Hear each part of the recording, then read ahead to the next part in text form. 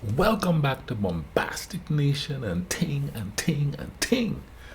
I'm Mr. Giant and I'm back with some more vibes for all you. And I did it backwards, okay? I first watched the World War II, uh, that life lost during the war. Now I'm gonna watch World War One, a visual. It's called The Loss of Life in World War One, a visual. I mean, the Great Wars. Those are the only two wars that are called necessary wars because of the ramifications of what was going on. World War Two more so than World War One. You know what I mean? So I ain't gonna keep you on too long. Thank you all for watching this with a brethren. You know what I'm saying? Thing. We gonna go ahead and YouTube and Simmer and check this out. This video is made possible by Skillshare. Learn anything you want to learn with Skillshare for free for 2 months at skl.sh/reallifelore18. I purposefully released this video on the 9th of November 2018. 2 days from now, on the 11th of November, will mark exactly 100 years since Wow. the end of the First World War, one of the most destructive and violent wars ever fought in human history. While the Second World War and the destruction it caused often overshadow the First World War, I felt like now would be a good time to remember and visualize the enormous loss of life that the Great War caused. We'll be counting soldiers and civilians separately, as well as deaths and injuries separately. A casualty can be a confusing statistic in war because it means that a soldier has been taken out of action, but not necessarily killed. Each of these models represents 1,000 people who died or went missing, while each of these models represents 1,000 people who were injured, which when combined equal the number of casualties. And we'll begin the counting with the United States. Over 116,000 soldiers died, and another 204,000 were injured fighting against the Germans and Austrians on the Western Front. This amounted to 0.17% of the American population at the time becoming a casualty of war. But America only fought for a little over a year between 1917 and 1918. The war had already been going on for over 2.5 years before that. So let's take a look at some of the countries who were fighting from the beginning. The war began when Austria-Hungary declared war against Serbia in 1914, and Serbia suffered worse than any other country during the war. 375,000 Serb soldiers lost their lives in the fighting, while another 625,000 civilians. Is it me or does it seem like Serbia is always in the middle of everything out there? I wonder why. It's like people have been fighting over Serbia for so long. What's the deal here? Is it land conflicts? Is it, for lack of a better term, tribal conflicts? I mean, seems like they're always in the middle of everything, and there's always that area. There's always a matter of contention for some reason. It's just crazy. Civilians died from famine and disease. That amounted to over 22% of the Serbian population Whoa. dying during the 4-year-long war. More than 1 out of every 5 people in the country. Serbia was a member of one of the 2 alliances that fought against one another in the war called the Entente, which also included the United Kingdom, France, Russia, Italy, America, and many others, all of whom would suffer terribly. The United Kingdom would send over 815,000 soldiers to their graves, like on the first day of the Battle of the Somme, in which 19,000 would die in only 24 hours, the bloodiest single day in British history. Over 123,000 British 19,000. That's quarter of the population of my country. 19,000. Wow. That's people just wiped out off the earth right there. I wonder how many generations cease to exist after that. You know what I mean? And I know some people have parents at home and stuff like that, but wasn't there something where if somebody's an only child, they wouldn't take them off or they wouldn't put them in on the battlefield? Tell me down below if that was one of the rules or something for that doing there, because there was that movie Private Ryan where the 3 brothers went off, 3 or 4 brothers, and I don't remember the number, but then the last one was Private Ryan, I guess, and they were trying to save him. because he was the last brother and the last person to continue that line. That's what I understood it. If I'm wrong, comment down below and let me know, okay? But think about it. How many bloodlines got come to a screeching halt during that there, 24 hours, 19,000 dead. That's crazy. Civilians also lost their lives during the war, totaling up to just over 2% of the British population, or about 1 in every 50 people dying. But many more were wounded.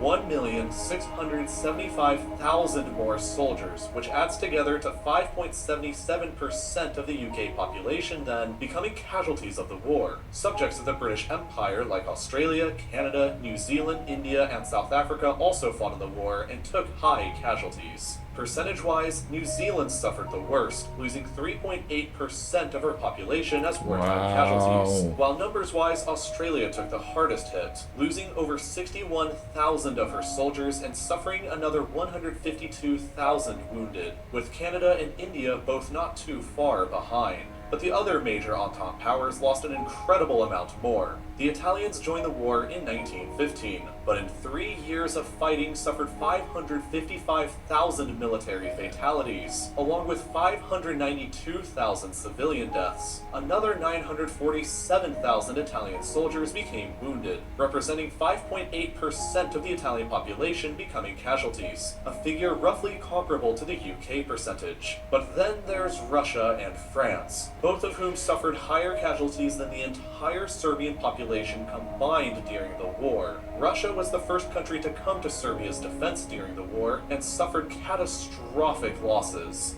1,977,000 soldiers died fighting against the Central Powers, while another 1,140,000 civilians lost their lives. But Russia suffered vastly higher injuries. 4,350,000 soldiers were wounded during the fighting, which together represents 2.5% of the Russian population that became casualties. These enormous losses eventually helped contribute to Russia's spiral into revolution and their surrender in the war early into 1917. Understandable. I mean, good lord. The Allied country that suffered during the war the most, besides Serbia, was France. Most of the Western Front took place in northeastern France and Belgium, and during 4 years of fighting, 1,377,000 French soldiers gave up their lives in defense of their country, along with 340,000 civilian fatalities. This represented a loss of life for 4.3% of the entire French population, but many more were wounded. 4,266,000 it was being fought right in the backyard. Remained by the war, representing a total casualty amount similar to Russia's, but from a much smaller population. In total, around 15% of France's population became a casualty during the First World War. A horrible loss of life that wouldn't be fully recovered 20 years later at the start of the Second World War. Other Entente countries in order of wartime casualties include Romania, which also suffered terribly at 10.4% of their population becoming casualties, as well as Greece, Belgium, Portugal, Montenegro, and Japan, with only about 1,000 casualties during the entire war. But now let's take a look at the other side, the Central Powers, which were led by Germany. Germany was fighting on 2 fronts for most of the war and also suffered cataclysmic losses. 2,037,000 of her soldiers died fighting in the west and the east, and 594,000 of her civilians died largely due to starvation caused by the Allied blockade of the country. Another 2.5 million German soldiers were wounded during the course of the war. That's a hell of a way to die, man. Just to starve because you can't get food. And where you gonna go? I mean, they probably were villainized, wherever they go. So for being Germans, I mean, and then which to a certain degree still happens because of the Second World War. It's quite understandable. Like a lot of the Germans that commented on here on certain videos I did on Germany said that there's still a sort of, I don't know what word I want to look for, but I want to be careful with the word that they use. a consciousness slightly negative when dealing with the situation in Germany. That brings a question: when is there a point that people decide, well, that's a different generation? You could say the same thing for slavery, it's a different time. Should we harbor on that and think about that all the time and bring it up every time something goes wrong? Well, it's because of slavery, and there's some things still prevail from slavery. And that's a few hundred years ago. This is just a few decades ago. Now, it may not seem like a big deal to us, but to the people, the citizens of that place, this is probably a real sore point. So when do people stop feeling guilty?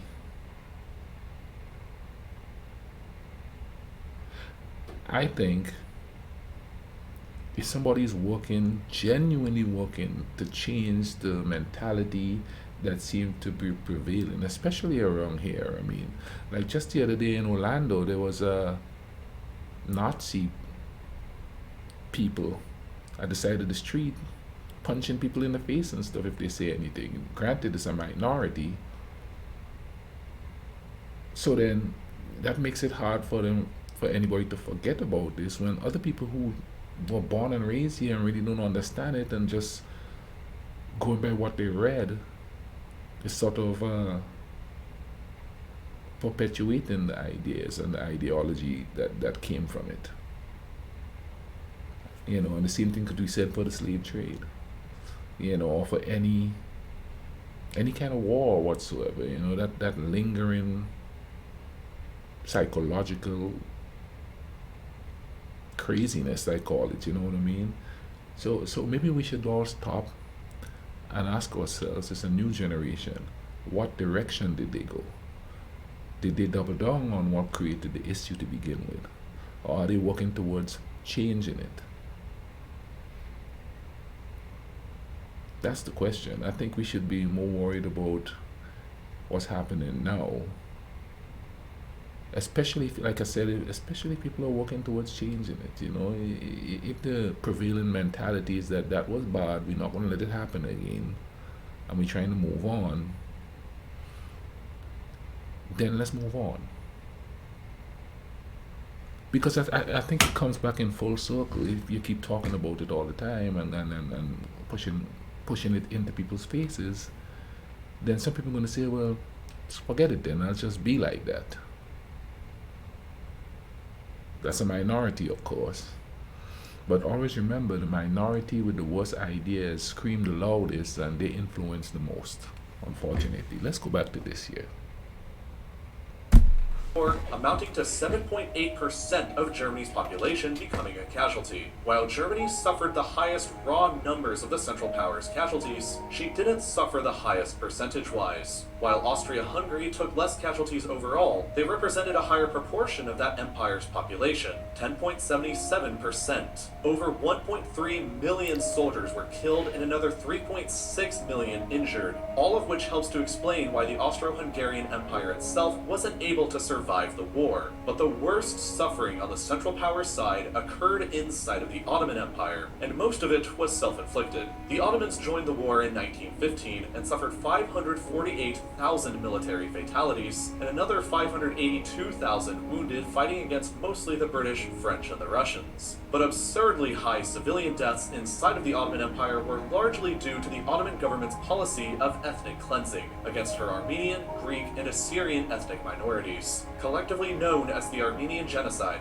1.5 million Armenians were systematically killed by the Ottoman government during and shortly after the war, along with 600,000 Greeks and 225,000 Assyrians. Accounting for all of this, in addition to the military casualties, an enormous 17% of the Ottoman Empire's population was killed or wounded during the conflict. So that's why the Ottoman Empire crushed the Ottoman Empire too didn't survive long after the war was over. And finally, Bulgaria was another member of the this alliance that suffered greatly as well, with 6.8% of their population becoming casualty victims of the Great War. In total, and across all countries, about 9 million soldiers lost their lives, as well as 7 million civilians. 36% of all deaths were Entente military, 22% were the Central Powers military, another 22% were Central Powers civilians, and the final 20% were Entente civilians. The First World War was, and still remains, the bloodiest war ever fought in the history of the United Kingdom, France, Italy, Belgium, Bulgaria, Romania, Serbia, Turkey, Australia, New Zealand, and Canada. The Second World War was actually not as bad for all of these mentioned countries, but it would be worse for others like Russia and Germany. Hopefully, after 2 terrible lessons during the 20th century, humanity will never forget what can happen when we let our differences get the better of us. Lessons of any kind are valuable for both societies and for individuals. And if you made it all the way through this video to here, it's clear that you enjoy learning. So why not learn even more about anything you want to by going over to... And that's what I was talking about earlier, you know what I mean? It's like with the Nazi groups that are rising here in this country. Haven't we learned something? If you do something like that, there's retaliation. Then there's death. Lots of it. And forget about nationality at this point, man. This is just people acting stupid. I hate to say the word stupid, but it is. You know, if you know something is going to cause death, why do it? Why follow somebody who is going to cause death? Maybe that's why I'm right down the middle. I don't follow nobody. I believe in defending myself, but I sure don't believe in attacking nobody. Of course, sitting here in relatively peaceful surroundings, that's easy to say. Because when the bombs start dropping and the gunfire start going off, which I actually experienced a little of, your mentality change, you know. There's fight or flight, or flight or fight, or whatever. There's survival. There's fear. And whatever emotion come along at the time, you react accordingly. And you know, the things we do, huh? See, now we have the opportunity to stop dead in our tracks right now. Try to figure out better ways to deal with things. We have the capability of doing that. We do. Is greed an emotion? Because it really is the mechanism for a lot of the craziness. Now, used to be greed in getting land and what comes with it. Now it's just, hey, I'm going to go in there, I'm going to take it, I'm going to just keep you right there. Keep your people on check. I guess it's the same concept. Anyway, man, I hope you guys are taking care of each other out there. I'm going to leave a link in the description to this video so you can go check it out without me babbling. And let's try to take care of each other, alright? Cool runnings.